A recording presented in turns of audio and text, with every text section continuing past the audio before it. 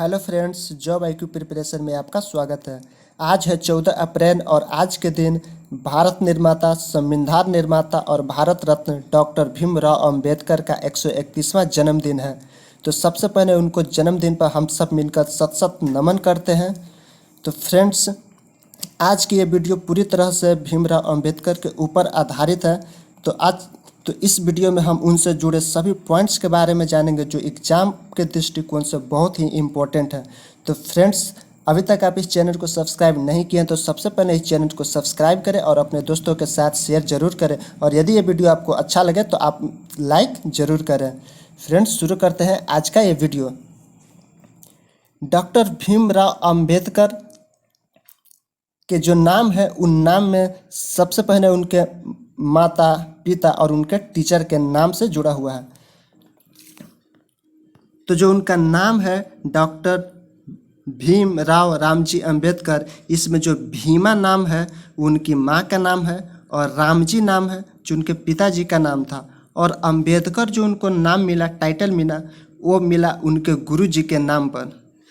तो फ्रेंड्स, सबसे पहले आपको ये पॉइंट याद रखना है कि जो उनका नाम है भीमराव रामजी अंबेडकर, उसमें डॉक्टर तो उनको डॉक्टरेट के उपाधि पर मिला, बहुत से उसने डॉक्टरेट के उपाधि लिए थे उसके चलते। और जो भीमा नाम उनकी माँ के नाम पर है और रामजी उनके पिताजी के नाम पर और अंबेडकर उनके गुरुजी के नाम पर रखा गया। उनका जन्म 14 अप्रैल 1889 को हुआ था, 14 अप्रैल 1889 को। और उनका देहांत 6 दिसंबर 1956 को दिल्ली में हुआ था। जब ये सोए हुए थे तो सोए हुए अवस्था में ही उनकी मृत्यु हो गई थी और वो डायबिटीज़ के बीमारी से ग्रसित थे। तो उनकी मृत्यु हुई डायबिटीज़ के वजह से जब वो सोए हुए थे तब। भीमराव अंबेडकर का जन्म महू कैंट में हुआ था क्योंकि उनके पिताजी आर्मी के सूबेदार थे। तो उनका पोस्टिंग था महू कैंट में। तो उनका जन्म हुआ था महू में, ये मध्य प्रदेश में है। वो महार जाति से बिलोंग करते थे। ये सब तो आपको पता ही होगा कि वो महार जाति से बिलोंग करते थे। उनकी माँ का नाम भीमाबाई सकपाल था।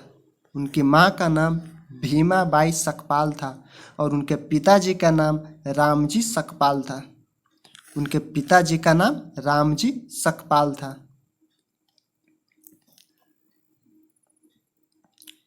उनकी पत्नी का नाम रामाबाई था और सविता अंबेडकर। फ्रेंड्स, भीमराव अंबेडकर की 2 शादियां हुई थी।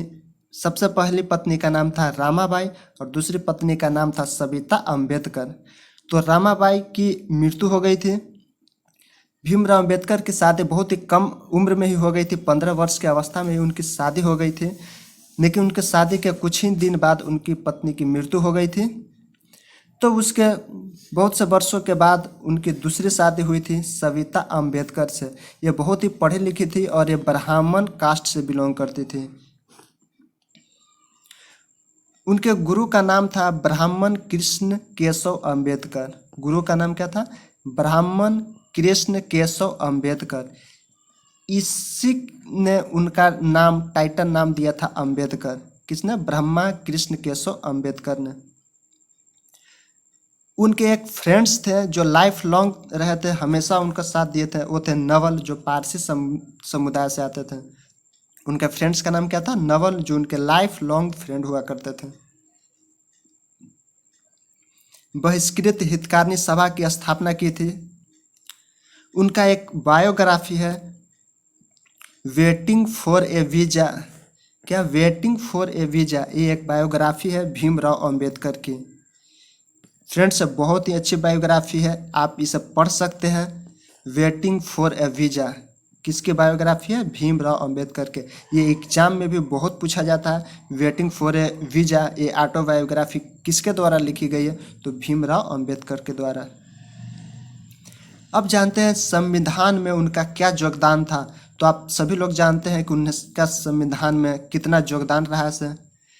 तो संविधान का जनक और जननी भीमराव अंबेडकर को कहा जाता है। तो संविधान का जनक भी और संविधान का जननी भी कहा जाता है। तो ये किसने कहा था? के वी राव ने कहा था। किसने कहा था? के.वी. राव ने भीमराव अंबेडकर को संविधान का जनक और जननी कहा था। संविधान सभा की सीट के लिए चुनाव हुआ था, तो सबसे पहले वो बम्बई की विधानसभा सीट से चुनाव लड़े थे, लेकिन फ्रेंड्स वो चुनाव हार गए थे। उसके बाद उसने बंगाल से चुनाव लड़ा, बंगाल की सीट से चुनाव लड़े और उसके बाद वो जीते।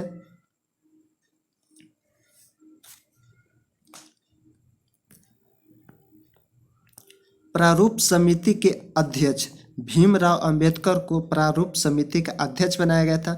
और प्रारूप समिति की कब बनाया गया था? इसका गठन हुआ था 29 अगस्त 1947 को। कब हुआ था गठन? 29 अगस्त 1947 को। और इसमें 7 सदस्य थे। प्रारूप समिति के अध्यक्ष कौन थे? भीमराव अंबेडकर। और 29 अगस्त 1947 को प्रारूप समिति का गठन किया गया था और इसमें 7 सदस्य थे। भीमराव अंबेडकर तीनों गोलमेज सम्मेलन में भाग लिए थे। भीमराव अंबेडकर तीनों गोलमेज सम्मेलन में भाग लिए थे।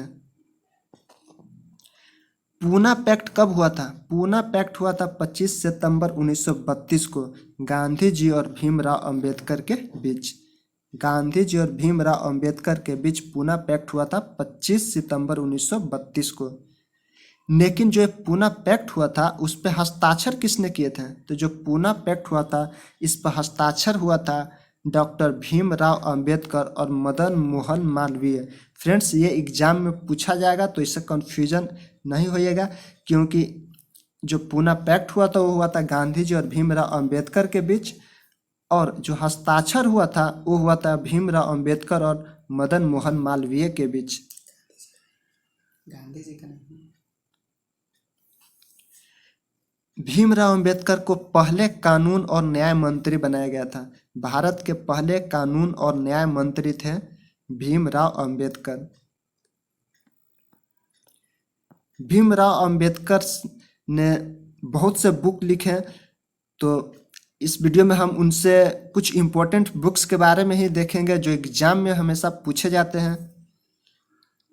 तो ये बुक्स है the problem of the rupees. The problem of the rupees book था जो भीमराव अंबेडकर के द्वारा लिखा गया था। उसके बाद है partition of India. Partition of India. फिर बुक है एनिहिलेशन ऑफ कास्ट। कौन सा बुक है? Annihilation of caste. अगला बुक है हु वर द क्षुद्रा। क्या? Who were the Shudra. एक और बुक है अछूत कौन और कैसे। ये सारे बुक्स एग्जाम में पूछे जाते हैं और ये सारे बुक्स आप लोग के लिए इम्पोर्टेंट हैं फ्रेंड्स। उसके बाद 1990 में इनको भारत रत्न दिया गया। भीमराव अंबेडकर को भारत रत्न कब मिला? 1990 में।